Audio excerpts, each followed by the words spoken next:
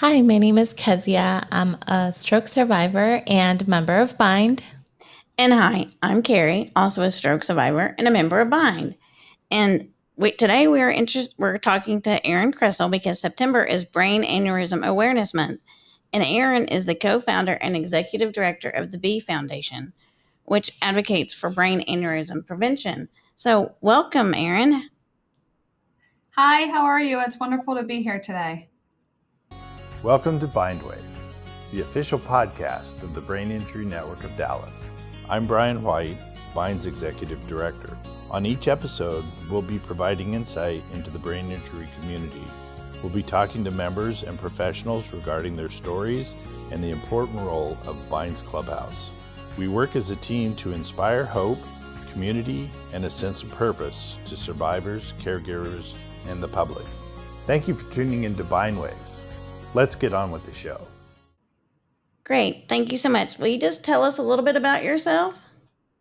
Absolutely. My name is Erin Kreszel, and I'm the co-founder and executive director of the B Foundation. My sister Christine and I founded the organization almost 11 years ago after we lost my cousin Jenny to a brain aneurysm rupture at the age of 27 in 2013. So we started the foundation with the sole goal of trying to prevent brain aneurysms. And we've kind of grown to be one of the leading organizations in the field of brain aneurysm prevention. Wow, that's really cool. I actually we did a little bit of research of you, and I think like many of our listeners, we haven't met you in person, and it's really cool that we're doing it virtually. But hearing that it was you and your sister that started the organization, and that you're doing it after having a family loss, it's very strengthening and really cool, really.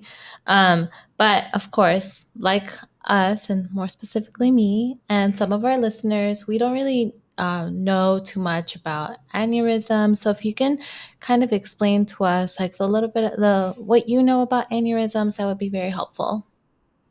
Sure. So the statistics around brain aneurysms are relatively unknown to the general public. I think what most people are struck by is that actually 1 in 50 people have a brain aneurysm. So that's about 6 million people, a little more than about 6.7 million of the US population. It's a disease that can affect any person. It's primarily adults, but it does happen in children, but it really can affect anybody. And the most common ages really are between 40 to 60. It impacts Latinos and Blacks at about 2 times as the general population, and women are actually more at risk as well. A lot of times brain aneurysms scare people. It's really hard to identify them prior to rupture. But what is kind of the key warning sign is people have what they generally call the worst headache of their life. It's what's known as a thunderclap headache, and that is a sign that you do have a rupture. But there are other signs that can be experienced. A lot of them are similar to ischemic stroke symptoms, and they would be kind of pain coming through the eyes, severe neck pain, drooping of your eyelid, and general disorientation, or even a seizure.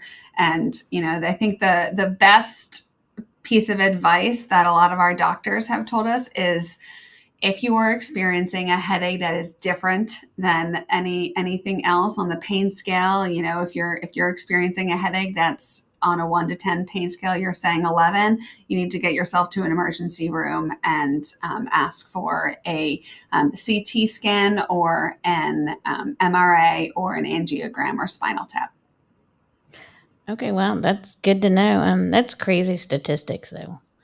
I kind of knew them, but I don't think like you said, the general public doesn't know, and that's kind of what's crazy. But what maybe also are some misconceptions about brain aneurysms?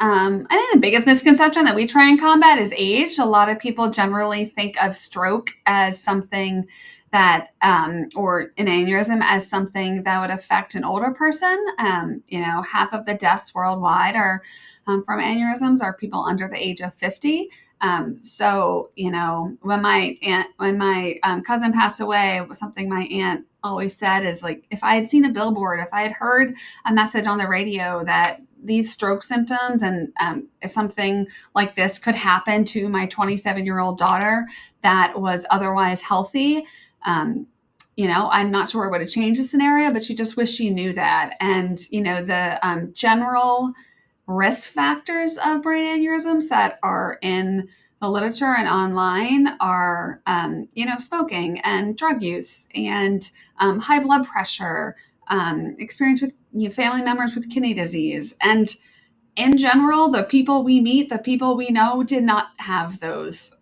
risk factors. And I think that's what's really hard to reconcile is you have otherwise healthy individuals and young people who are in the prime of their life not showing any signs that would prove that they have a ruptured aneurysm that leads to a hemorrhagic stroke. And so those misconceptions are what we are trying to communicate to the broad public and also to medical people in the healthcare field, such as EMTs and first responders and emergency medicine doctors, and to know that this is something that they should at least look at. If you're experiencing the worst headache of your life, get a scan, and also ask the questions about family history. If you have 2 or more people in your family, then it is said that you have a higher likelihood to also have an aneurysm. And so, if you have 2 or more people, you are eligible by insurance to get a MRA, which is an MRA is essentially, it's an MRI. It's not radiation. And it is a way to look at blood vessels in more detail versus an MRI gives you a very large picture, but an MRA is really designed to look specifically at the blood vessels. And that was a very long answer, but another misconception is, a brain aneurysm is really a vascular disease. We're talking about the vessels of the brain. We're talking about an abnormality of the blood vessels where you have a pocket of the vessel that gets stretched and can fill with blood. And then if there's enough pressure, that can burst. And so it just happens that it's in the brain when it bursts. There are other aneurysms in your body. Aortic aneurysms are probably the most other common aneurysm, but this is really a vascular disease. So I think that's just something for people to know. And then the third and last misconception I'll say is people often ask what is a hemorrhagic stroke?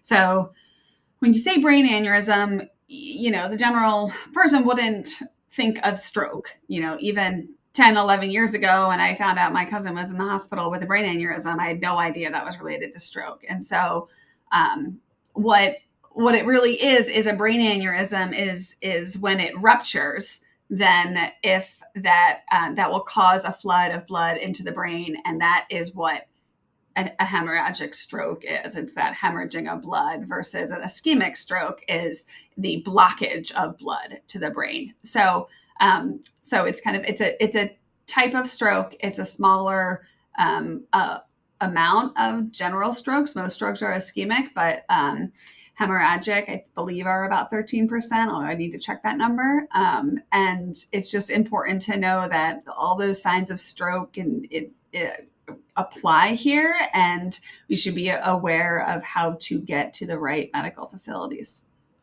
Yeah, I think even though you said it was a lot, I don't think it was a lot. I think it's really important information to be sharing with the public, and I think that's what we're aiming with the podcast, right? To be reaching people and making them aware of all these situations. I think it's really important also, what you were saying about your aunt, her saying like, if I knew this, I think that's really important too, because like as your cousin, she was 27, if I'm right, I Yes. was 28 when I had a stroke. So this is something that like is so difficult for other people to know when you're just so young. They think it just would never, ever happen to you, especially when you're healthy and you don't fit all the criteria that people believe should cause these difficult situations.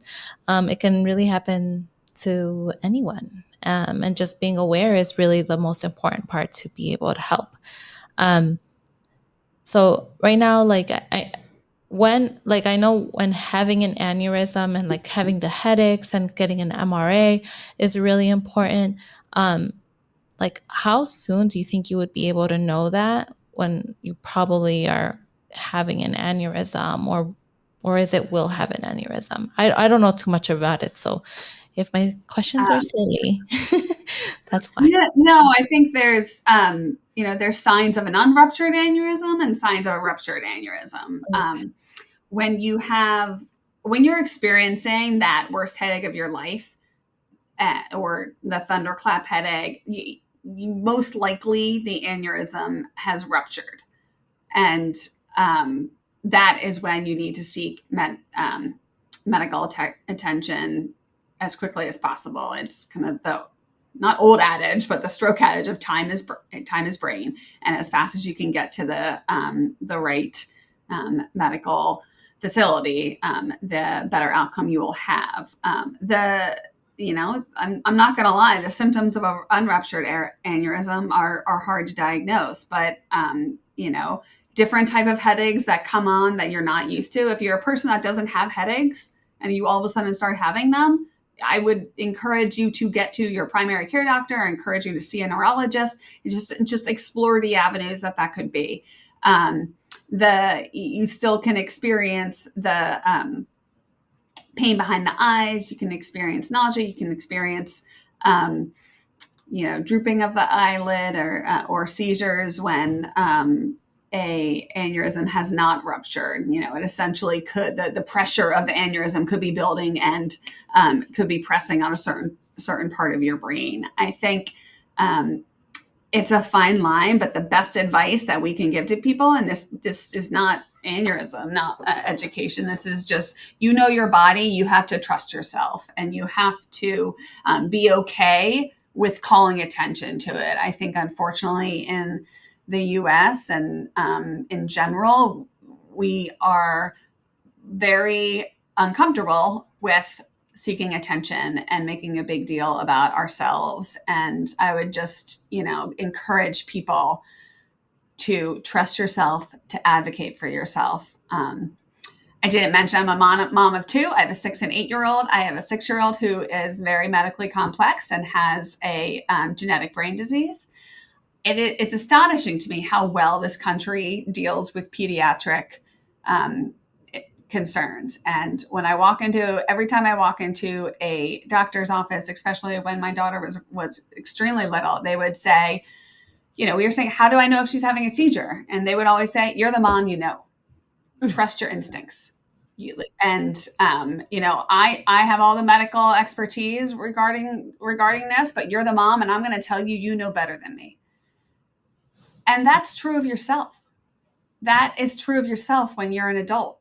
And I think we need to take back that ownership. Yes, they have the medical expertise and they're going to guide you, but you know yourself just like that mother knows their child. And I just think that's, again, this is across all diseases, but I think what we're passionate about, spreading the awareness factors of aneurysms and kind of alleviating some of that fear so that people will be okay getting that checked out. And I just, that struck me, that analogy of we say moms know their children, they have that gut instinct. Well, you know yourself better than anybody, so trust it. Erin, I think that is so true. And we say that a lot here as well. I mean, listen to your body, listen to what it's saying. If it's saying, I'm tired, I'm run down, I don't feel good, well, listen to it. Stop, take a break, figure out what's going on, and keep going. Now, I have a kind of a different question. I had a hemorrhagic stroke myself, and I was 38. So yeah, that's one reason we have this podcast, because people don't understand how young all this stuff happens. But you've talked a lot about ruptured aneurysms. So let's talk a little bit about unruptured aneurysms. What can be done for those? I mean, obviously you don't want those to rupture, and I'm guessing, I'm not going to assume, I'm guessing there's something that they can do to hopefully prevent or limit that rupture. Yes. So also important to know, which most aneurysms don't rupture. Oh, so okay. And an aneurysm ruptures every 18 minutes. That's 30,000 a year. So the rate of rupture relative to everyone who has an aneurysm is lower. And most times you are finding an aneurysm incidentally. People find them when they're pregnant. People find them when they're getting other tests done. They find them, when they have complications of, we've had people find them through doing different triathlons, and something happens to them during that, and they have to go get something checked out, and they find them.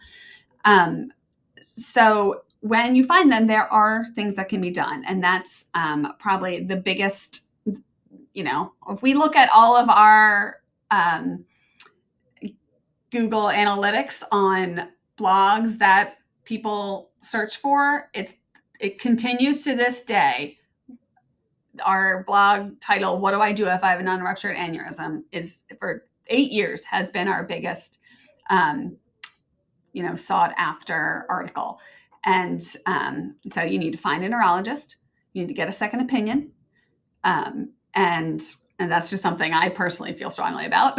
And there's endovascular treatments you can do. So that's going through either your wrist or your groin to go up through the vessel into the brain, and they can do a coiling of an aneurysm. So it's like a spring, a little tiny spring that goes and fills the neck and the bulge of the aneurysm, so that more blood cannot go into the aneurysm and cause it to continue to weaken and then rupture. So that's probably the most non-invasive common treatment. And there's lots of different medical devices out there, different types of coils and springs and webs, and that can address different types of aneurysms that are found throughout the brain. Now, a large question is, do we need to treat? And that's a question that is why I think second opinions are so important, because it really comes down to the experience of your doctor and what their view is on to treat or not treat. And a lot of times it's okay not to treat, and it can come down to size, it can come down to location, the other aneurysms, or if you just have one. So it is definitely a big question. A big point of discussion is the more and more advanced our scanning technologies are and our awareness is, the more conversations we're having on whether or not to treat or not. And then, so there's coiling, and then there's also flow diversion, which is another, it's exactly what it sounds like. It's diverting the brain flow in your brain away from that weakened blood vessel. So that's another option. And then if you have a more serious aneurysm that cannot be treated endovascularly, then you would do a craniotomy, where you are clipping an aneurysm. So again, rudimentarily think about it like a paper clip that is or staple that is clipping the part of the weakened blood vessel, so that more blood cannot go into the aneurysm bulge. Interesting. I see that you have so much information about this, and I think it's really good that you are having this information because of the experience I have had with a family member. I think it's amazing. It's really good. I am going to take a little tiny 2-minute break, maybe like 1 minute. Give me a minute. Just to remind our members, to our readers, to just continue following us on on any of your social media platforms, on Instagram, on YouTube. Every Thursday, we'll continue to post in these conversations. And if you ever have any questions, just make sure to contact us on any of your social media platforms. I also think, back to you, Emily, back to you, Erin. All this information came from your experience that you've had with your family, which kind of almost made you build or create the B Foundation. I know that you've been telling us a lot of the information, but can you tell us about the foundation that you started along with your sister? Yeah. So the B Foundation, like I said, we started it almost 11 years ago after we lost our cousin Jenny. My background was in finance. I spent 15 years in the investment consulting industry, but I have an MBA with a focus on nonprofit management. And then my sister is a chef and restaurant owner in the Philadelphia area, but also spent about 15 years in the biotech space and across different areas of healthcare. So I think those two backgrounds, along with our passion to do something, fueled kind of a perfect storm of the creation of this organization that is now one of the second largest in the world, that focuses on brain aneurysm prevention. And our primary goal when we focused was, let's put all of our efforts into building a scientific advisory board and building a research grant program that solely looks at prevention. There had been so much great advances in the area of treatment, all that I just spoke to you about, but the area of prevention was pretty much untouched, or just really at the surface was being looked at. And, so we wanted to build a program and encourage others in this field to do the same and really invest in prevention. And when we look today at the work that's being done in prevention, it is amazing to see the growth over the past 10 years. So much work is being done in the area of genetics and blood biomarkers to really understand. We know there's a genetic component. Yale's been doing a longitudinal study for 30 plus years, and it's well understood that there is a component that is related to your genes and passing down through family, but we need to identify which genes are the markers to say that you have an aneurysm or could form one. And so there's a lot more work being done in that area. There's also a lot of work being done in genetics and looking at inflammation markers, and even epigenetics that really takes into account the external factors of a person and how that also plays into the makeup of their genes. So there's just a ton more focus and energy that has been put into this field of prevention, and it's really exciting to see. So that's kind of where we started, and that was kind of where our onus was. And then as we grew, we kind of build out a lot of other areas. We do a lot of work on advocacy on Capitol Hill. We do a lot of work with support, and that's kind of how we came to find this amazing podcasting group of people. And we're really proud of our support services and the TBF Hive that we have built, and as well as our ambassadors that Jess is part of. And we just have every time I get on a support group call, they're all virtual. I'm just amazed at the connections and the vulnerability and the trust that has been cultivated within these groups. As you both know, being a stroke survivors yourself, kind of being able to connect back to yourself and connect back to your community is kind of paramount in your recovery. And so those are kind of the facets of what the B Foundation has become. It's an organization that tries to prevent aneurysms, but it's an organization that has been able to build a family around this disease that has been so overlooked, in our opinion, over the past few decades.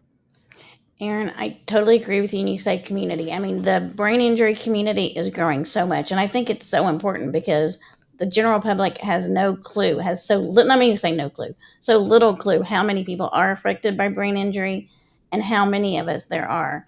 Now, we're getting close to running out of time, but I have one more question I want to ask. We're going to make sure we put the B Foundation in our description so that people can find you, but I also understand you are working on a legislation called Ellie's Law. Can you just tell us a little bit about that and how we can help? Absolutely. So Ellie's Law is a bill that is in Congress, and it, for the first time this year, has both bipartisan and bicameral support, and so that means it has support by the Republicans and Democrats, as well as in the House and the Senate. And it is a bill that asks for an additional $10 million per year over 5 years, so a total of $50 million to be put into brain aneurysm research at NINS, which is the neurologic division of NIH. The bill names 6 different women who were affected and passed away from ruptured aneurysms. It is, the namesake of it is Ellie Helton. She was a 14-year-old young girl who passed away from a rupture on her first day of high school. And her father and godfather were instrumental in writing the bill and advocating for it on Capitol Hill, and Jenny Sedney, my cousin, is also listed in there as well. But what we are trying to do is, I don't know the exact numbers, but I think as of right now, we have about 63 co-sponsors of the bill in the House and 7 in the Senate. And what you can do today is, if you are affected by aneurysms or care passionately about aneurysms, you can write to your member of Congress and ask them to be a co-sponsor of the bill. If you go to our website, you can find an advocacy toolkit, and you can download a letter, and you can get a link to where you can send in a letter to request your representative to support the bill. Thank you so much, Erin. I feel like we could keep going and going and going because you have so much knowledge, and I'm loving this conversation. But we are running out of time. But we really appreciate your time. We appreciate your patience at the beginning with all our technology issues. But thank you so much for being here, and don't be surprised if we call on you again. No problem. Thank you so much for everything you're doing to bring advocacy to the brain injury community. It's so important. Yes, and agreed. And just to keep you aware and all of our listeners aware, all of your contact information, whether it be on social media and your website, will be available on the description somewhere below in our main website. And then obviously on Facebook and Instagram, you will see us and this episode. So honestly, thank you so much for all of your information. And thanks to our listeners for listening us on a Thursday. If you would like to contact us, Carrie and I, the podcast, you can email us at bindwaves@thebind.org. And obviously, as I mentioned earlier, Instagram is at bindwaves, or visit our website, which is thebind.org/bindwaves.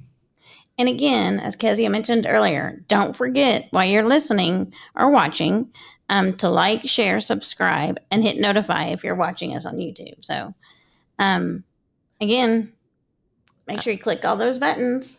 Yep. Every Thursday, you'll see us. So until next time.